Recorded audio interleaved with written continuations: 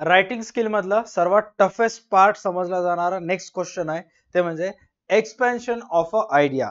Boss, चांगल्या चांगल्यांना याच्यामध्ये धागेदोरे त्यांचे जे असतात डिले होत असतात.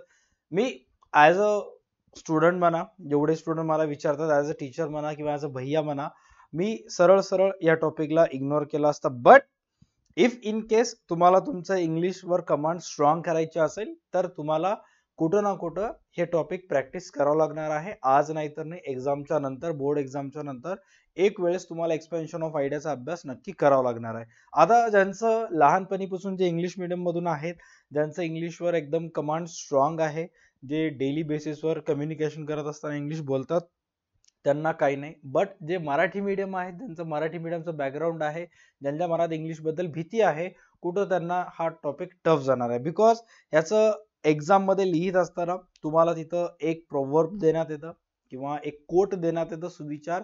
त्या सुविचाराच्या आधारावर तुम्हाला रिअल लाईफ स्टोरीज किंवा रिअल टाइम स्टोरीज तिथे लिहावं लागतात किंवा 2 पेज ते 2.5 पेज तुम्हाला एक्झॅक्ट पूर्णपणे माहिती तिथं लिहावी लागते. आता इथं सर्वात पहिला प्रश्न तुम्हाला विचारण्यात आलेला आहे, expand the following idea with the help of points given below.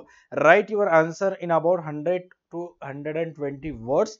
Honesty is the best policy. Right. आता या honesty is the best policy या सुविचारवर तुम्हाला 2 ते 3 पेज तुम्हाला तिथं माहिती लिहायची आहेत.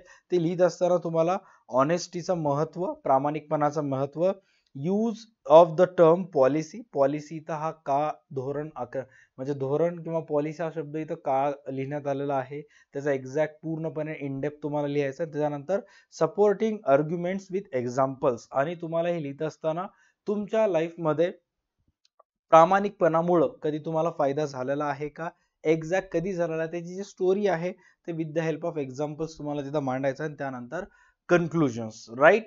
सो ह्याच्या अगोदर एक्झामला एक वेळेस आलेला क्वेश्चन आहे सप्लिमेंटरीला, honesty is the best policy. आता येईल का, चान्सेस खूप कमी आहेत, बट तुम्हाला माहित असावं म्हणून. ओके. बट नेक्स्ट जे क्वेश्चन आहे, expand the following idea with the help of points given below. Write your answers about 100 and 120. Believing in yourself is believing in the best. Right. आता इथं तुम्हाला विचारण्यात आलेलं आहे की having faith in your abilities, keep the doing work, support your arguments with examples and conclusion. Same हे दोन जे शेवटचे टॉपिक्स असणार आहेत, supporting your arguments and with examples आणि कन्क्लुजन, हे सेम राहणार आहेत. फक्त वरचे जे 2 पॉइंट्स असतात ते quote to quote, proverb to proverb ते चेंज होत असतात. राईट. सो बेस्ट ह्याच्यामध्ये जर सांगायचं असेल, जर तुम्हाला मार्क्स घ्यायचे असतील, जितकं जास्त तुमच्याशी रिलेटेड प्रॅक्टिस असेल आणि जितकं जास्त वाचन असेल, तुम्हाला हे लिहायचं असेल, तर तुमच्या जवळ जे ग्रामरचे नोट्स आहेत, 21 रुपयाचा नोट्स एक्सपर्ट कोर्स तुम्ही ऑलरेडी खरेदी केलेला आहे. तर त्या कोर्समध्ये ह्याच्यासारखे असे अनेक एक्झाम्पल्स आहेत. राईट. डिफरंट डिफरंट सुविचार आहेत. अ friend in need is a friend in deed, असे अनेक सुविचार आहेत. आणि मग त्या कोटचं, त्या सुविचारचं एक्झॅक्ट एक्सपॅन्शन कशा पद्धतीने केलेलं आहे, जेवढं जास्त तुम्ही ह्याच्याशी रिलेटेड वाचन करताल, म्हणजे प्रिव्हियसली जे तुमच्याजवळ नोट्स वगैरे आहेत, त्या नोट्समध्ये एखादा एक मनी दिलेला असेल, तर त्याचं कशा पद्धतीने प्रेझेंटेशन करण्यात आलेलं आहे, कोणते कोणते शब्द तिथे टाकण्यात आलेले आहेत, कशा पद्धतीचा भाषा वापर करण्यात आलेला आहे, एक्झॅक्ट त्याच्यामध्ये टेन्स कोणता आहे, हे जेव्हा तुम्ही छोटे छोटे पॉईंट लक्षात ठेवाल, ऑटोमॅटिकली तुम्हाला डॉट्स जे आहेत ते तुमच्या माइंडमध्ये चालू आहे, ते कनेक्ट होत असतात आणि मग तुम्ही योग्य पद्धतीने तिथं लिहू शकता. राईट. पहिलं झालं होतं honesty is the best policy. Second झालं होतं believing in yourself is believing in the best. Next त्याच्यानंतर मी तुम्हाला सजेस्ट करेन humour is the spice of life, याच्याशी रिलेटेड तुम्हाला येईल, ज्याच्यामध्ये problems, hurdles and negativities in life. त्यानंतर purpose of relaxation, benefits of laughter and humour, change in the attitude and approach. आता ह्युमर म्हणजेच काय, की आपल्यामध्ये आसपासमध्ये अनेक व्यक्ती असतात ज्यांच्यामध्ये एक ह्युमर असतं, म्हणजे प्रत्येक गोष्टीमध्ये ते तुम्हाला हसवू शकतात, प्रत्येक गोष्टीमध्ये एकदम ते तुम्हाला एंटरटेन करू शकतात. राईट. जर एखाद्या माणसाच्या लाईफमध्ये ह्युमर असेल तर त्याची लाईफ जी आहे ते एकदम मजेदार होत असते. राईट. तर आता ह्याच्यावर तुम्हाला एक्सपॅन्ड करायचे आहेत. प्रॉब्लेम्स कसे येतात माणसाच्या लाईफमध्ये, हर्डल्स कोणते येतात, अडचणी, त्यानंतर नेगेटिव्हिटी, नकारात्मकता तुमच्या लाईफमध्ये कशा पद्धतीने येऊ शकते. मग ह्या सर्वांपासून रिलॅक्स होण्यासाठी तुम्हाला काय काय विचार करावा लागेल, कारण आजकालच्या मुलांमध्ये ओव्हर थिंकिंग ही खूप मोठी प्रॉब्लेम आहे. आणि त्या ओव्हर थिंकिंगचा प्रॉब्लेमचा जो रूट कॉज आहे ते म्हणजे स्वतःपासून हाय एक्सपेक्टेशन्स, ओव्हर एक्सपेक्टेशन्स जेव्हा माणूस करतो स्वतःपासून, तेव्हा ओव्हर थिंकिंग स्टार्ट होते. कारण ओव्हर एक्सपेक्टेशन्स केल्यामुळं तुमच्या हाताला काही लागत नसतं. ऑलराईट, त्याच्यामुळे कुठं ना कुठं ओव्हर थिंकिंग स्टार्ट होत असते. त्यामुळे बेस्ट एक्झाम्पल आहे की जास्त काही एक्सपेक्ट करू नका, जसं चालायला तसं चला, पण कुठं ना कुठं रिलॅक्स ठेवत जा माइंडला. ओके. त्यानंतर benefits of laughter and humour, हसण्याचे फायदे. त्यानंतर change in attitude and approach, लाईफमध्ये जे प्रॉब्लेम्स येत असतात त्याच्यामध्ये आपला ॲटिट्यूड कसा असलं पाहिजे, प्रत्येक गोष्टीकडे पाहण्याचा जो अप्रोच आहे तो कसा असला पाहिजे, याच्याशी रिलेटेड तुम्हाला तिथं माहिती लिहायची आहे. ऑलराईट, आता हे तेव्हाच येते जेव्हा ह्याच्या अगोदर तुम्ही ह्याच्याशी रिलेटेड वाचला असाल. जर याचा आन्सर पाहिजे असेल तर नोट्स एक्सपर्ट कोर्समध्ये ऑलरेडी टाकलेला आहे. ओके. त्यानंतर नेक्स्ट आहे nature is the best teacher, निसर्ग हा एक खरा शिक्षक असतो, याच्याशी रिलेटेड सांगण्यात आलेलं आहे. आता इथं निसर्गामध्ये असणारे हिडन जे खजाने असतात आपल्या निसर्गामध्ये, गुपित खजाने, त्याच्याशी रिलेटेड माहिती एक्सप्लेन करा मला. त्याच्यानंतर purpose and reasons to get close to the nature, या निसर्गाच्या सानिध्यात जाण्यासाठी किंवा निसर्गाच्याकडे पाहण्याचा जो तुमचा दृष्टिकोन आहे, हेतू आहे, तो कसा असला पाहिजे, त्याच्याशी रिलेटेड माहिती लिहायचं. कारण आपल्याला निसर्गाकडून पाणी मानवनिर्मित नाही, निसर्गाकडूनच भेटते.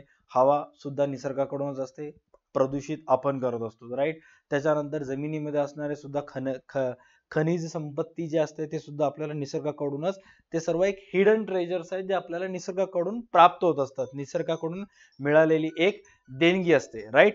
त्याच्यानंतर नेक्स्ट जो क्वेश्चन आहे याच्यामध्ये मी तुम्हाला सजेस्ट करेन, next point, teaching and learning about nature, Y best teacher, तुम्हाला निसर्गाकडून कोणते कोणते गोष्टी शिकवल्या जातात, काय काय तुम्हाला लर्निंग शिकवणी त्यातून मिळत असते ते तुम्हाला लिहायचं आहे. And gift and benefits from nature, निसर्गाकडून मिळणारे भेट वस्तू किंवा भेटी किंवा बेनिफिट्स, फायदे. जसं की खूप सारे जे पेशंट असतात त्यांना डॉक्टर सजेस्ट करत असते की तुम्ही सूर्यप्रकाशामध्ये एक अर्धा ते 1 घंटा दिवसाला सकाळी सकाळी जो ताजा सूर्यप्रकाश असतो त्याच्यामध्ये तुमच्या स्किनला ठेवा, जेणेकरून अनेक प्रकारचे जे स्किन डिसीजेस असतात ते बरे होतात. आता हे एक निसर्गाकडून मिळालेली देणगी आहे. त्याचबरोबर अनेक जे हार्टचे पेशंट असतात त्यांना सकाळी सकाळी डॉक्टर्स मॉर्निंग वॉकला जायला सांगत असतात किंवा इव्हिनिंग टाइमला किंवा नाईट टाइमला, जेणेकरून एक्सरसाइज होईल, त्याच्यानं शरीर तंदुरुस्त राहील, त्याचबरोबर त्यांच्या फुफ्फुसाला शुद्ध हवा मिळेल. ते सुद्धा एक निसर्गाकडून मिळालेली एक देणगी असते. त्याचप्रमाणे तुम्हाला सर्व गोष्टी इथं लिहायच्या आहेत. त्यानंतर नेक्स्ट तुम्हाला इथं सांगण्यात आलं आहे, जसं की मी अगोदर सांगितलं होतं, अ friend in need is a friend in deed, अशा पद्धतीचं येऊ शकतो, किंवा फ्रेंड अ रिअल ट्रेजर्स, काही येऊ शकतो. तुम्हाला तेच माहिती लिहायचं जे तुम्हाला अगोदर सांगितलं होतं. ओके. आता इथं काय सांगण्यात आलेलं आहे की expand the following idea with the help of the points given below, need and spice of life, real share and care. Need and spice of life म्हणजे काय, की फ्रेंड्स जे असतात ते माणसाच्या लाईफमध्ये, प्रत्येकाच्या लाईफमध्ये गरजेचे असतात. राईट. ते एक तारक मेहता का सिरियलमध्ये जे मेहता साहेब असतात, तारक मेहताचा जो रोल कॅरेक्टर प्ले केलेला आहे, त्यांनी एक वेळेस ती सिरियल बघताना एक डायलॉग सांगितलं होतं की खोल दिया होता अगर दिल यारो के साथ तो आज ना खोलना पडता दिल औजारो के साथ. म्हणजेच तुम्ही तुमच्या मनातले जर भावना जे आहेत ते तुम्ही तुमच्या मित्रांसोबत शेअर केला असता तर मनाचं ओझं हलकं झालं असतं आणि तुमचे फ्रेंड्स त्या तुमच्या अडचणीवर काही ना काही सोल्युशन्स काढले असते. बट तुम्ही तुमच्या मनातलं पेन, तुम्ही तुमच्या मनातल्या भावना तुम्ही तुमच्या मनात दाबून ठेवलात, त्याच्यामुळे तुमच्या मनावरचं ओझं वाढलं आणि मनावरचं ओझं वाढल्यामुळे माणसाला अनेक प्रकारचे बिमाऱ्या वगैरे होतात. कारण जेव्हा माणूस टेन्शन मध्ये असते किंवा माणसाला कंटिन्युअसली घोकणी लागत असते, अनेक प्रकारचे आजार असतात, ओव्हर थिंकिंग चालू होतं आणि त्याच्यामुळे कुठं ना हार्ट अटॅक वगैरे होते. मग बायपास सर्जरी करण्यासाठी तुम्हाला शस्त्रक्रिया वगैरे करावं लागते आणि ते करत असताना विविध प्रकारचे टूल्स आणि इक्विपमेंट हॉस्पिटलमध्ये यूज करण्यात येतात तुमच्या बॉडी वगैरे कापून मध्ये बायपास सर्जरी करण्यासाठी, किंवा अनेक प्रकारचे शस्त्रक्रिया वगैरे होत असतात. राईट.